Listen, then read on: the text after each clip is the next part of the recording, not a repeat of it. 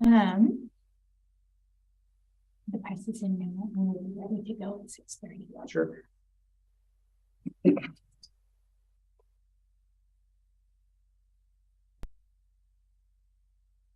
Toddlers were loving that stuff though. Yeah. They go and jump, eh? They'll jump. Bonus ride.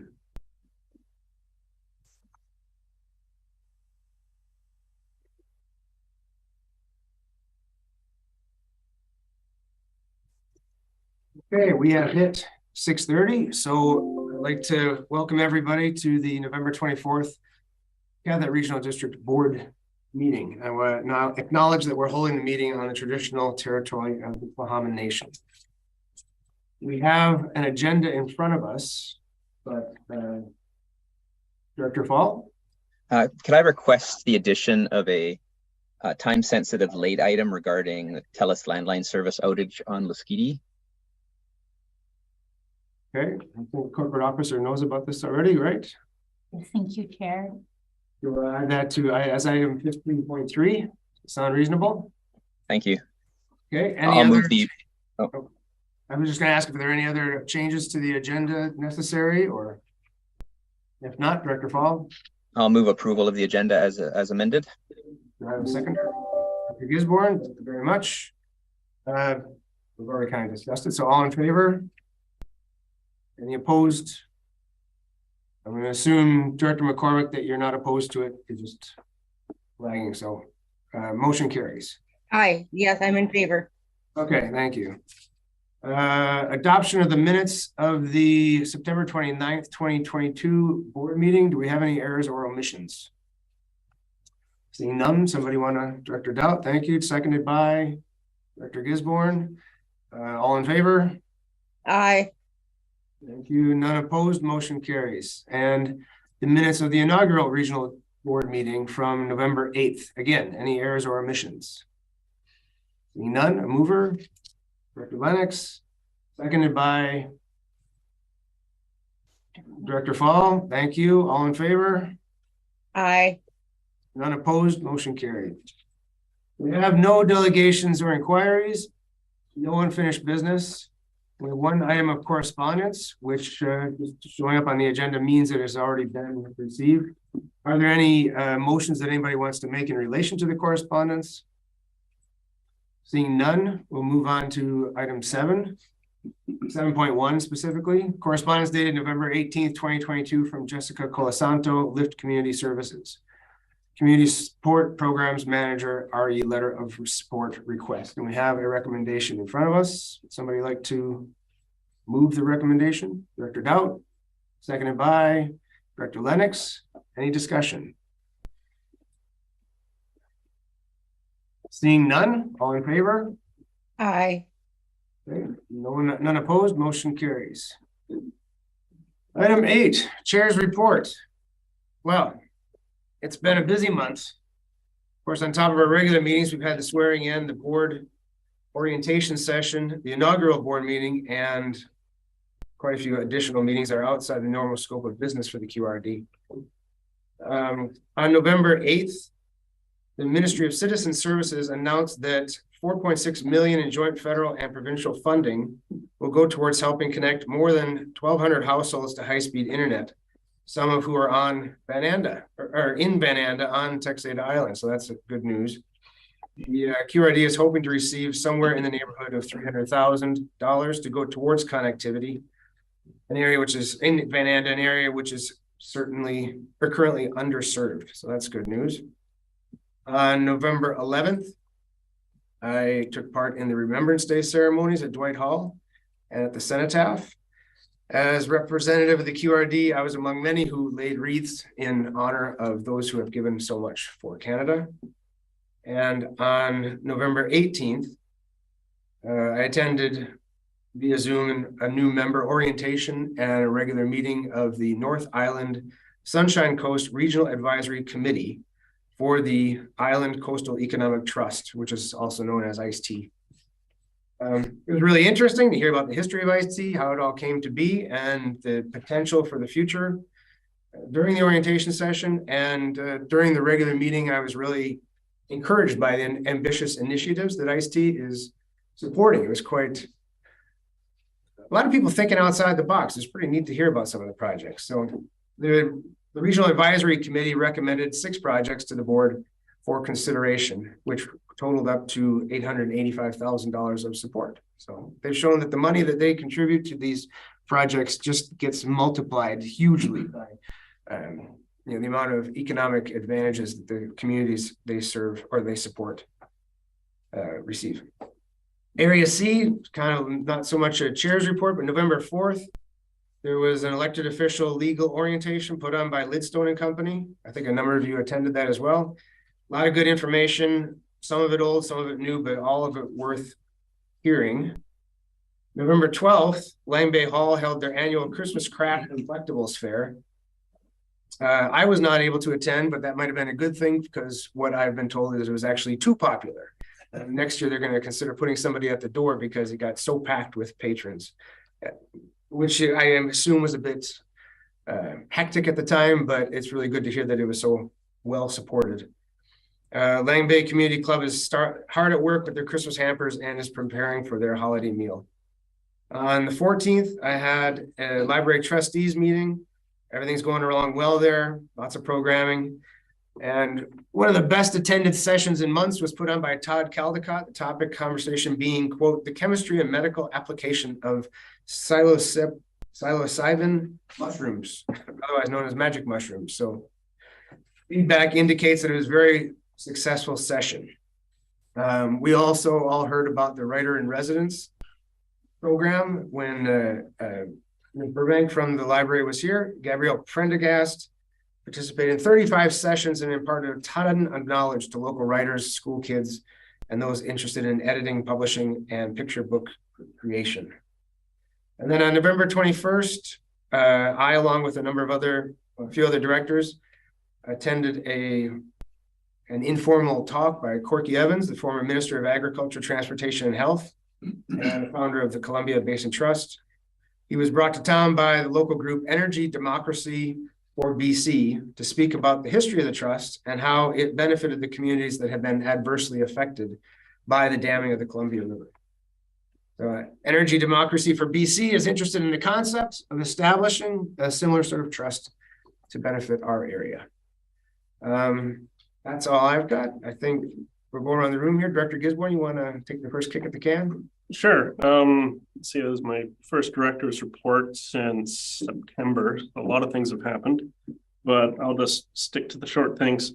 I attended the Don Lidstone presentation as well. I always love those virtual presentations because that means I can stay working on the farm and yet at the same time get some really good input, and every now and then pull up my notepad and make some notes.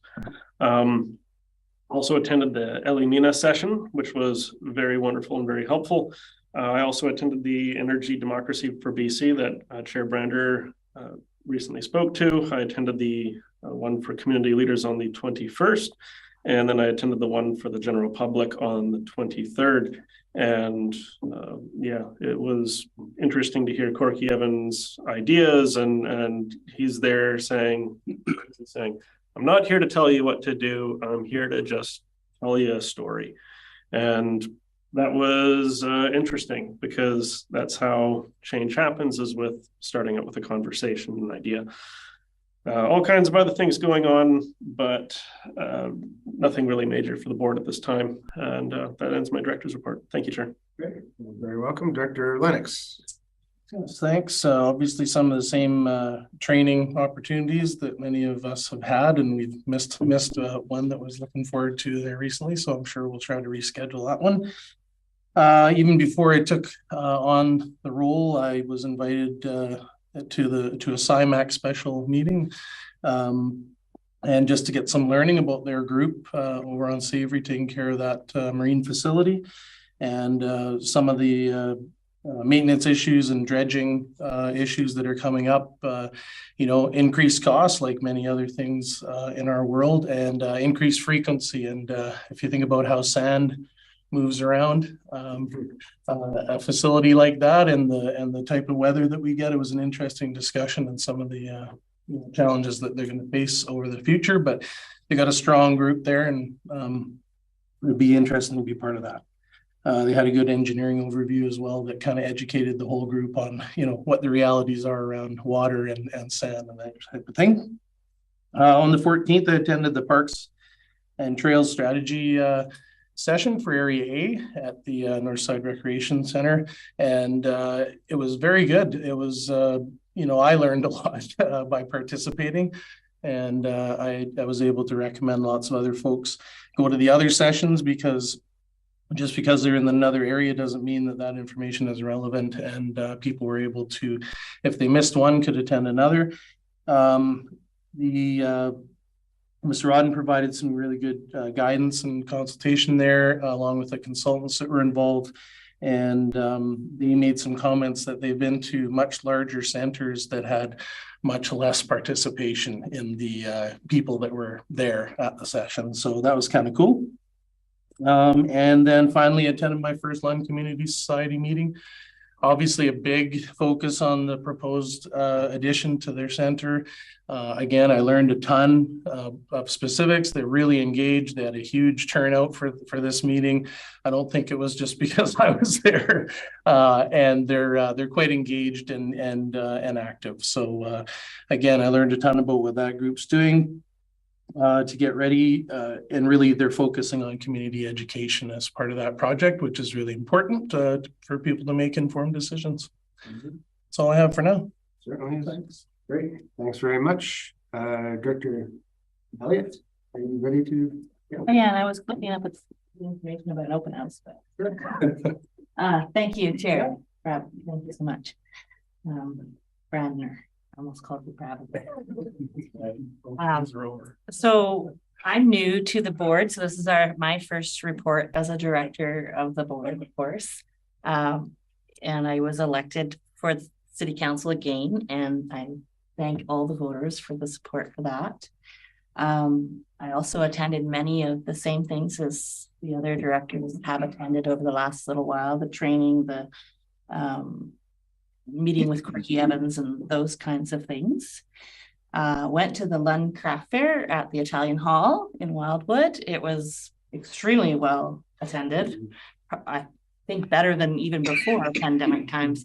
And the food that was served there was top notch, so good. So I recommend people go to that one if they ever get a chance. Also did the Remembrance Day. I enjoyed that very much. Went to the Legion afterwards. We had Highland dancers again, and it was the first one we've had in a really long time. So that was pretty awesome. I wanted to mention to folks that the Powell River Therapeutic Riding Open House, which is one of their major fundraisers, is this Saturday. So 2 days from now, and you can get photos with Santa and a horse. I think they're doing a bit of a silent auction there as well. And sometimes the items in that silent auction are quite valuable. I think the noon to 4:30 is the open house at the therapeutic riding place. And they have sale of baked goods as well for Christmas, if you're interested in that. So that's the highlight of my report is please go to the Powell River Therapeutic Riding Open House. Thanks. Great. Yeah. Well, get out there and try to promote it. That'd be awesome. A good cause. Director Fall. Thank you, Chair. I'll report on a few items that are on local here. The Lasqueti Island Solid Waste Plan Monitoring and Advisory Committee met on October the 4th as well as November the 8th, and they will be pleased if we pass the item later in the agenda that will allow them to work with the waste manager to have a cleanup party at the now closed landfill. On October 17th, I met with the Connected Coast people, David Leach from Strathcona Regional District and Stefan Walazin from City West, as well as the Lasqueti Internet Access Society board. We had a very good phone call, and based on our Zoom meeting, I should say, based on this and prior discussions, I developed a draft FAQ document that I passed by Mr. Leach and Mr. Walazin for comments, and will now pass it on to the LIAS board. And I'm hoping that this will help with some public communications for questions that will almost certainly arise as this process unfolds. And I'm happy to share it with the board later if needed. Our CAO has a draft copy of it, but I'll get a final copy from the LIAS board first. On October the 21st, Dr. Dana Lepovsky, an SFU archaeologist and Laskidi resident, organized an event with Kim Rakalma, a traditional knowledge holder from Qualicum First Nation, at the community hall on Laskidi. This event was set up as a question and answer circle in which Ms. Rakalma answered questions about Indigenous heritage, land use, and today's social political context. It was a well-attended and much appreciated event. People had a lot of really good questions, and Ms. Rakalma was very informative, and it was a very, very excellent event.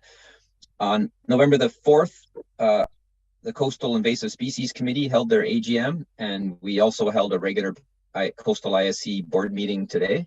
So there's been some changeovers on the board. I told them that our appointments would be done in December, but most of the other board members have been appointed or changed. On November the 7th, 2 representatives from the BC Rural Coordination Centre visited Laskidi for what they call a rural site visit, in which people come from the Rural Coordination Centre to talk about local health issues, concerns, and needs.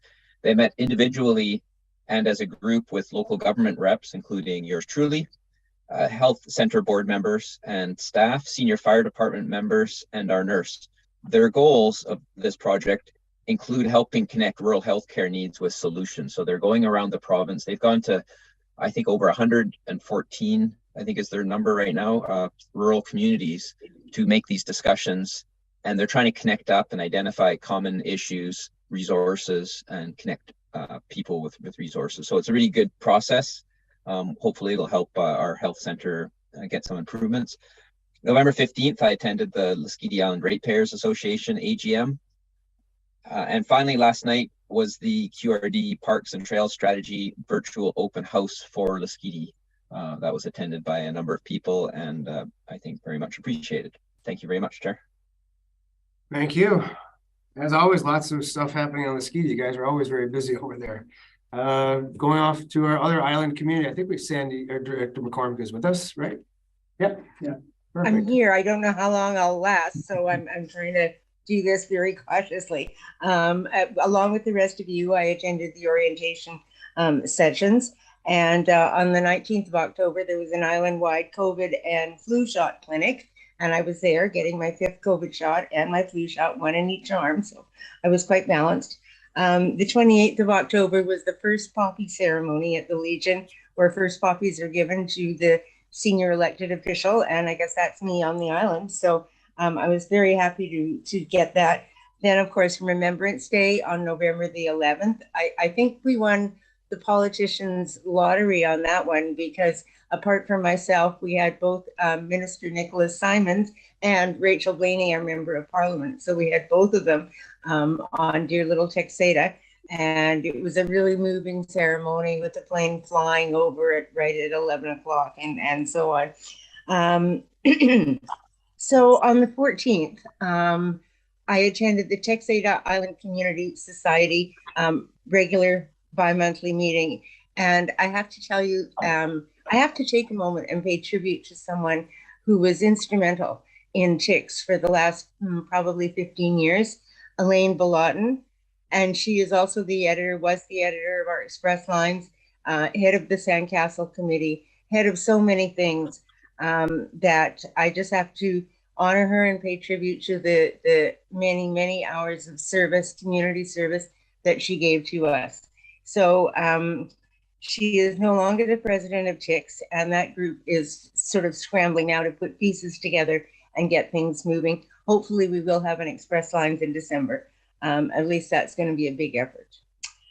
So on the 17th of November, there was the Parks and Trails Strategy Open House on Texada, and it was attended by, I guess, about 25 people. They would come in groups, and it was great. And it was also wonderful hearing the different opinions, because there's so many people right now who are ready to go out and forge trails, and others who just want to have a good map and better signs. So a lot of different opinions. Finally, on the 19th of November, which was last Saturday, I attended a public meeting hosted by Tinches. That's the Texada Island Nonprofit Seniors Housing Society. And they have done an island-wide survey of what people's housing needs will be, what their wishes and desires will be about aging in place. And those findings were presented at a public meeting. The next step is an analysis of those findings and honing down on what the final model will be that they're considering. So there's still a number of possibilities out there. So thank you. That concludes my report from Texada. Thank you, Director I hope McCall. I'm still there. Yeah, worked out really, really well. I say I was remiss before when I said our other island community, because of course we've got Savory as well. But I appreciate you mentioning the long-term volunteers that like the Texada and then Tinches and so many of the organizations that we have around Catholic, because we wouldn't have the services or the same community that we have now if we didn't have volunteers. Moving on to Director Doubt to finish us all off. Yeah, and I attended many of the same educational opportunities. Certainly a busy month in November with all the legal and operational seminars we had an opportunity to get to. Unfortunately, we missed the one that the regional district was putting on 17th and 18th because we were fogged in for a few days. But I'm looking forward to getting that in the future. I was lucky enough to actually get in the door at the Lang Bay craft sale and got a good supply of Christmas gifts. But it is interesting that all the people I talked to were saying they weren't sure whether they should have it or not this year because they weren't sure that maybe anybody would come. And it was pretty successful. And the timing when we got there looked like it was just about perfect because we walked in the door and there was crowding going around, but there was still lots of things to do. So it was a great community event. Tried to get into the Italian Center one up in Wildwood, but cars were lining both sides of the highway for a long way and just impossible to get close to the building. So that's good. It just seems like a huge pressure of people who want to get out and be doing things in public again. But at the same time, I know more people in the last few days that have been sick with various illnesses, I guess, than I have known for a very long time. So everybody needs to think about taking care of their health when they're out there and doing that. What else? I really wanted to go and participate in the Parks and Trails plan for the regional district, but unfortunately the city event was planned on the same night as the council meeting, and the other events conflicted with other things I had going on for the community. So I'm sad I missed that. So I'm really looking forward to the report. And I'm sure tomorrow is the North Island 911 first directors meeting for this term. And I'm sure next month will be just as busy as this one was. Great. Cracks me up that when I was younger, the only time I encountered bouncers was at the bars or the nightclubs, and now you have to deal with them at the craft sales. Yeah. Time moves on. Yes. Thank you, Chair. I just wanted to state a correction. I did find the actual hours of the Powell River Therapeutic Riding open house, and it is from 11 a.m. till 3, not noon to 4. Okay, 11 o'clock to 3, therapeutic riding. So thank you for that. Be there, be square. Very much. They might need security as well. Yes, right. I hope so. George and Jason. Yeah, maybe Director Gisborne fill in as a bouncer at the There you go. Riding right down the road. Yeah. Item number 10, consent agenda. Now is your opportunity to pull anything from the consent agenda that you would like to have discussed and voted on. Quite a long one. It is. Director Gisborne. Well, I wanted to speak to an item. It's 1012. It also comes up again as 13.3. I'm just wondering when's most appropriate to speak to it. I think maybe 1012 might actually make the most sense. It's the Myrtle Pond Water Service Capital Inclusion Charge. Sure. Okay, take that item 1012. And the second part, the first one, can stay in the consent agenda. It's a two-parter. 1012.1 or no? 0.2. Yeah, 0.2. Point 1012.2. Okay. Gotcha. Anybody else have anything they want to pull from the consent agenda? Okay, seeing none, do we have a motion to accept consent agenda as amended? Director Elliott, seconded Director Gisborne. Any other discussion? All in favor? Aye. None opposed, motion carries.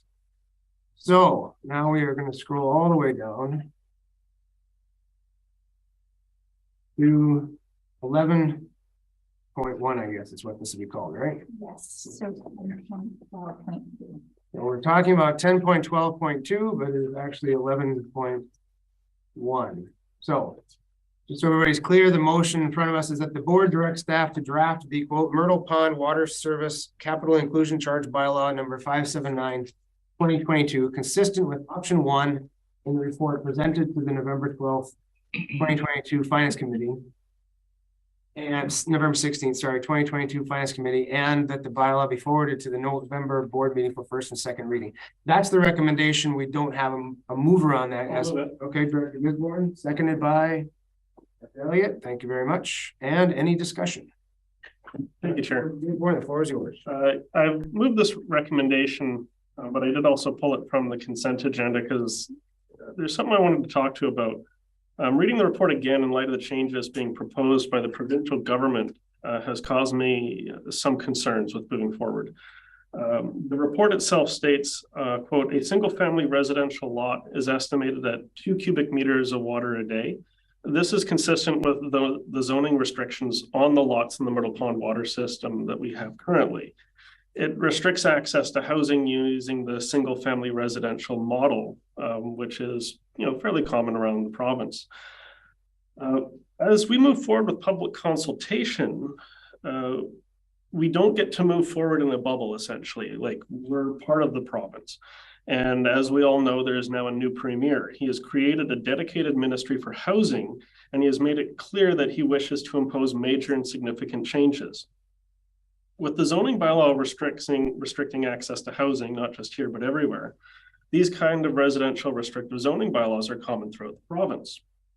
By the time we finish our public engagement, my concern is, will we have the same legal ability to restrict the parcels as a single family residential? Because David Eby was quoted with his housing plan in the CBC in, I think, the end of September. And he said, he plans to tackle the housing shortage by making secondary suites legal in all communities across BC and allow home builders to replace a single family home with up to 3 units on the same footprint. The provincial government and local governments are involved in an ongoing dispute around housing. That's not just here, that's everywhere across the province. And my understanding is, as local governments operate under provincial legislation, the provincial government can always resolve disputes by changing laws to put itself in a superior legal position.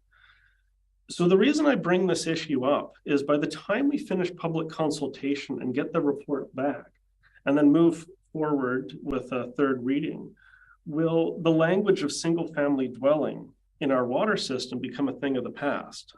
And that's where I'm a little concerned, is by the time we get to adopting this bylaw, which is based on this, 1 dwelling per parcel, the province might have turned around and says, well, you can have 3 dwellings within your main house and you can have a secondary suite, regardless of what our own local zoning bylaw says. And I'm wondering, could that put the capacity of that water system, even with the proposed upgrade proposed by Kerwood and Liddell, could that put that at risk? So that's where I'm bringing that question up. Okay, thanks very much. I'm just going to comment real quick. My feeling is that this is the situation that we're facing right now, and we have to deal with it at this present time. I guess we always can keep our ears open to what changes come around, and from what I understand, bylaws can be amended to fit the changing circumstances. But if I'm saying anything incorrectly, CAO, I hope you would jump in, but you're not jumping in, so I think you're all right with that. Director Doubt? Yeah, and I think what we're talking about is adopting a water service capital inclusion charge bylaw for the Myrtle Pond water system as it is now. And I don't I don't think we're ever going to be at a stage where we can say the provincial government is not going to change a rule that might affect any part of what we're doing at any time. The provincial government has the authority to make land use laws that they can try to force, I guess, on other municipalities and regional districts. But the fact is that we have an issue that we have to talk about today with how to deal with the Myrtle Pond water system, how to make sure it's functioning, and how to create enough revenue to pay for the service. And I think, you know, being conscious that the provincial government might try to change the rules is a good idea, but I don't think it's a reason to stop thinking about how we pay for the service in the meantime. We can always adjust. Always have an opportunity to adjust if the provincial government tries to change the rules in mid-stride. Sure. Comments? Yep, Director Elliott. Thank you, Chair. So I'm in favor of the motion, and I think it's good to set our fees based on the best information available at the time. And I appreciate the information coming forward that Director Gisborne has brought up, and it's probably a lot more broader than this particular issue. It's going to likely impact more things. So should the province come up with legislative changes that impact our bylaws, many of those bylaws will then become inconsistent with the legislation and therefore need revision. So I appreciate the comments, and I think it's good for us to start thinking about that. And it's a good idea for everyone to think, okay, so how do we efficiently tackle a broad change of many bylaws? And I'm sure some, you know, it's a good conversation piece, but I'm in favor of this motion right now. Any other comments? Or I say thank you, Director Gisborne. I do appreciate the comments as well. Oh, Sandy or Director McCormick. Yes, thank you. Yeah, I think we have to look at the recommendation that is before us. What may or may not happen at the provincial level is pure speculation on our part at this point. We have to move forward with the numbers that we have to work with. And so I'm not sure that one is actually relevant to the other. But yeah, my comment is really, let's just focus on the motion on the table. Okay. That's it. Any other discussion or seeing none? All in favor? Any opposed? None opposed. Motion carries. Yeah. Aye. It'll be interesting to keep an eye on that one. Moving down now. Where's my... So now we are down at 11.1. We're at 12.1. Financial Assistance 2022 Intake 2. We have a recommendation in front of us. Is there any move? Director Gisborne, seconded by Director Elliott. Thank you very much. Any discussion? Seeing none. All in favor? Aye. Any opposed? Down is the vote. Item 12.2. We have the this is the correspondence that we have to ratify direction. So motion in front of us that the board ratify direction to, I'm actually moving a different motion here. It's going to be Director Gisborne and Director Doubt to attend the November 24th, 2022 meeting of the Powell River Hospice Society as representatives of the Regional Board and Regional Hospital District Board. So we are ratifying this as happened earlier today, as Director Doubt mentioned. Somebody going to move the motion? Make the motion. Director Fall, seconded by Director Elliott. Any discussion? Director Doubt. It was a good meeting. I was there. I enjoyed it, and it really looks like we've got a dedicated set of people. There was about 15 people representing the whole community and all kinds of diverse groups within the committee, talking about creating a plan to try to find a way to move forward with a hospice. And I thought it was a valuable meeting. There's going to be next steps, but it was, as I say, very useful. I was happy to participate. And Director Gisborne. Thank you, Chair.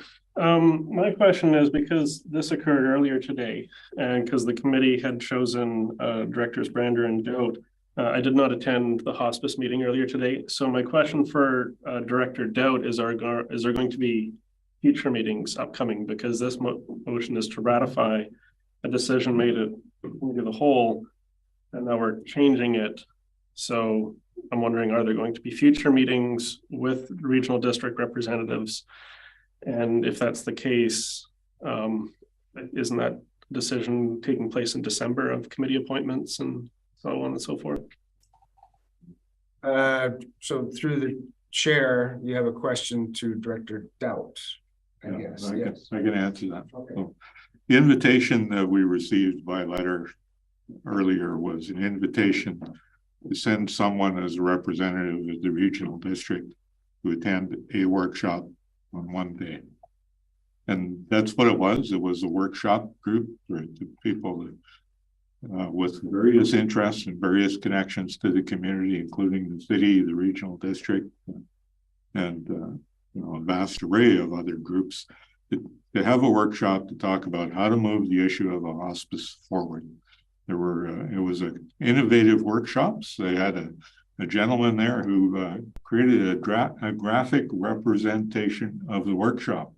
I don't know if any of you have participated in that before, but the artist simply listened to what people were saying and sketched his view of the conversation as it moved across the page, and created, you know, I was skeptical about it, but it created a real viable record of what had been said and the thoughts that came out and different points of view.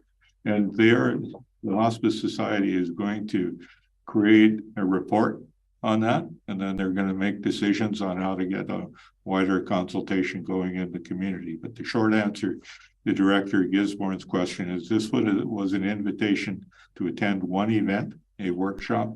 The workshop's been completed, reporting will take place from that, and then the Hospice Society will decide where to go from there, what kind of wider consultation to do with the community. Okay, thanks very much. Any other comments, Director Gisborne? Well, if that's the case, board to ratify direction to Director Gisborne and Director Doubt to attend the November 24th meeting. The committee of the whole, it doesn't make sense, because I was, the committee had sent Director Brander and Director Doubt to the meeting that occurred earlier today.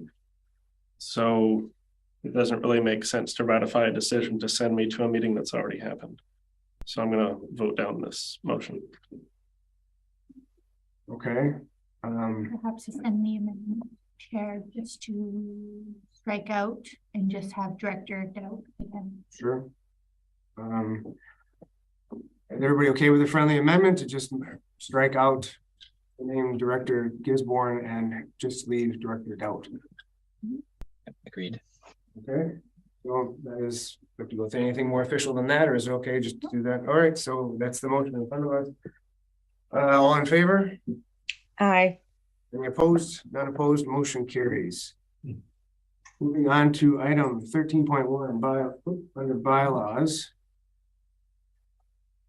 So we have Catholic Regional District Solid Waste Regulation and Tipping Fee Amendment Bylaw number 532.4, 2022 correction.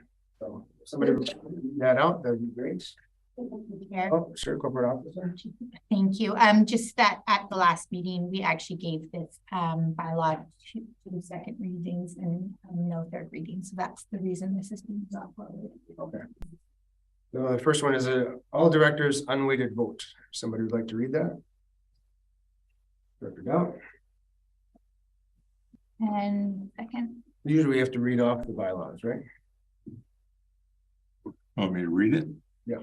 That the board rescind adoption of Cathett Regional District Solid Waste Regulation and Tipping Fee Amendment Bylaw number 532.4, 2022. Do I have a seconder? Director Elliott. Thank you very much. Any discussion? All in favor? Any opposed? None opposed. Motion carries. Director Doubt. I move that the board gives third reading of the Cathett Regional District Solid Waste Regulation and Tipping Fee Amendment Bylaw number 532.4, 2022. And I point out that my copy says water on the agenda, but I used solid waste. Thank you. Okay, thank you for pointing that out. Director Gisborne seconded that, I believe. Any discussion? All in favor? Gonna be a Aye. couple weeks before we see solid water. Any opposed? None opposed, motion carries. And item 3.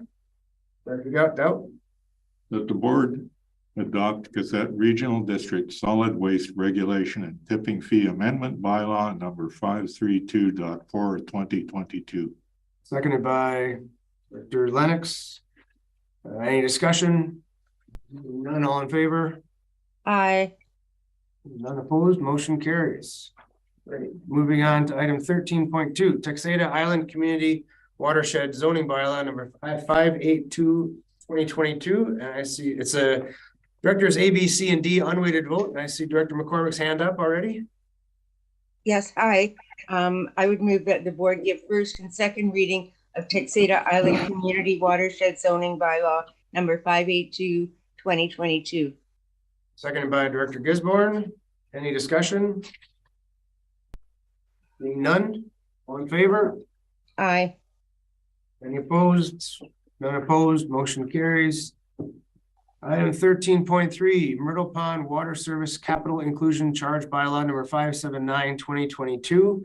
All directors unweighted vote, and Director Gisborne is making the motion, so. I move the board give first and second reading of Myrtle Pond Water Service Capital Inclusion Charge Bylaw number 579/2022. Thank you very much, and seconded by Director Lennox. Any discussion?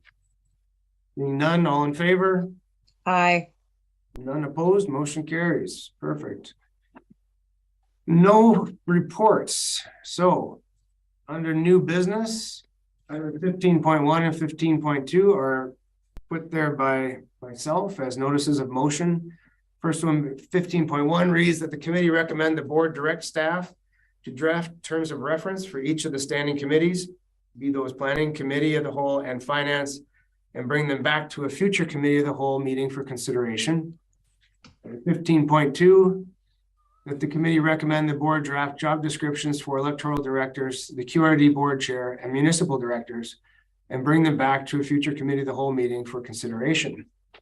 And we have the added item 15.3. I'll turn it over to Director Fall.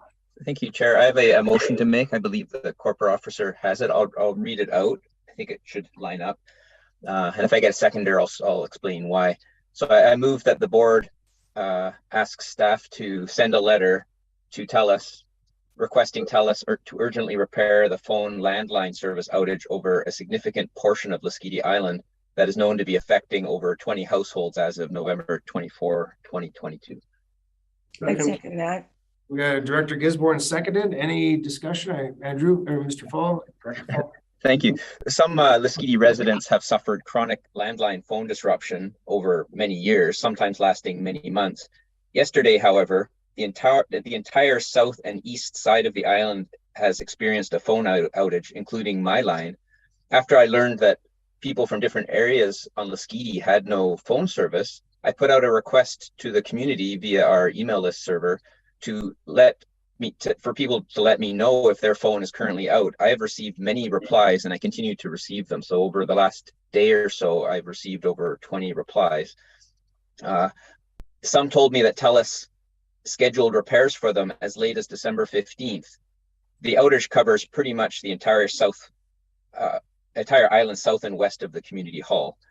I spent an hour today on a TELUS chat with a helpful service rep who did what she could to elevate the issue to an outage rather than a set of individual problems. Usually they just treat it like one problem, but it's actually an outage.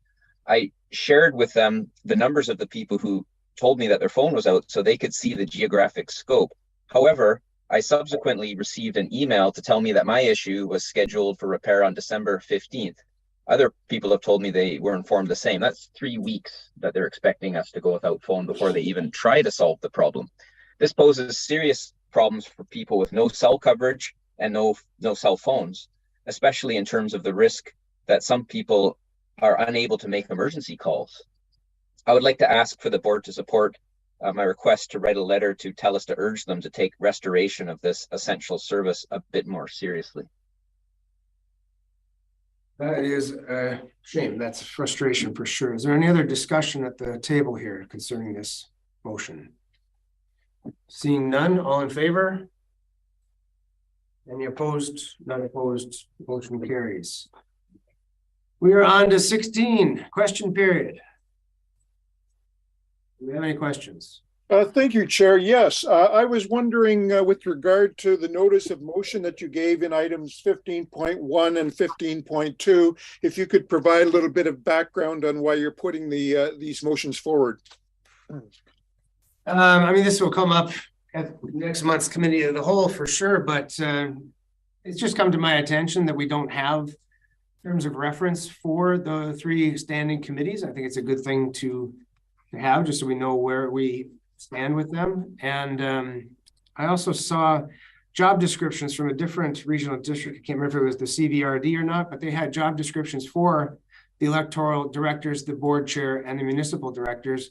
And I thought it was really valuable, not just to define, just to kind of hammer home what everybody around the table is supposed to be doing. And it's also a real valuable asset for anybody who may want to run for these positions in the future.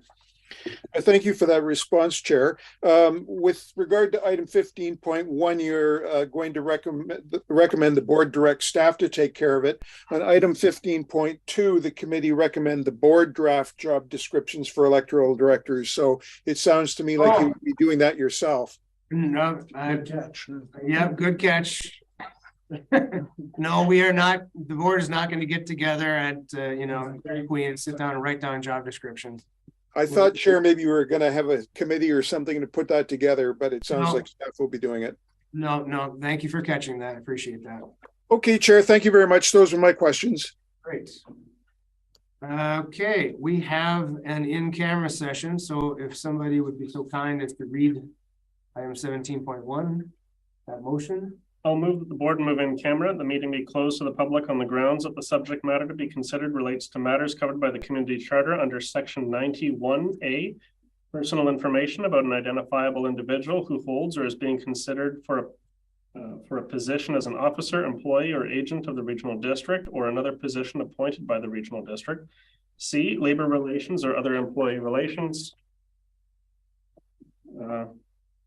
I, discussions with regional district officers and employees respecting regional district objectives, measures, and progress reports for the purposes of preparing an annual report under section 98, annual regional district report, and N, the consideration of whether a board meeting should be closed under a provision of this subsection or subsection 2. Do we have a seconder? Thank you very much. Any discussion? Oh, I said I should have said L. Sorry. We all understand where you're going with it. Any discussion? None, all in favor? Any opposed? None opposed, we're going in camera. Sorry.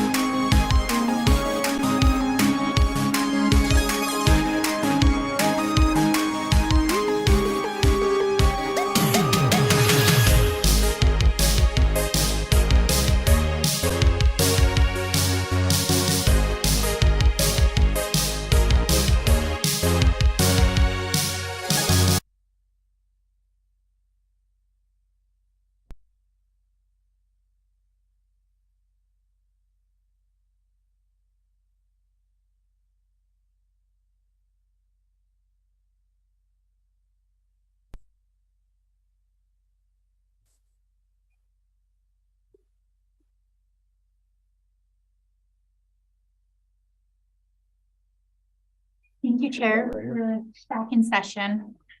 Okay, we've come to the rise and report, and we'd like to rise and report that the board lifted the sanctions of no face-to-face communications with staff by Director Gisborne. The board renewed appointments of Don Palfrey, Brian Miles, and Doug Smith to the Savory Island Marine Advisory Committee for a term of 2 years, ending December 31st, 2024. The board appointed Wendy Warren to the Texada Island Recreation Commission for a term of 2 years, ending December 31st, 2024. The board appointed Amanda Zako to the Powell River Public Library Board for a 2-year term, commencing following the first regular meeting of the Board of Directors in November 2022. And the board directed staff to modify the Resource Recovery Center operations staffing organizational chart and designated the site supervisor role as QRD staff and the diversion specialist role as a private industry. We have reached the end of our agenda, so the meeting is adjourned. Thanks for coming. Good night, everyone. Nice, Thanks, everyone. Night, Andrew. Meeting, great meeting. Really well. So Yes, let me help you before you. Still have to back up on my scaffold. Yeah, Hey, you got some work to do. And then I'm going to Half hour. help you with that.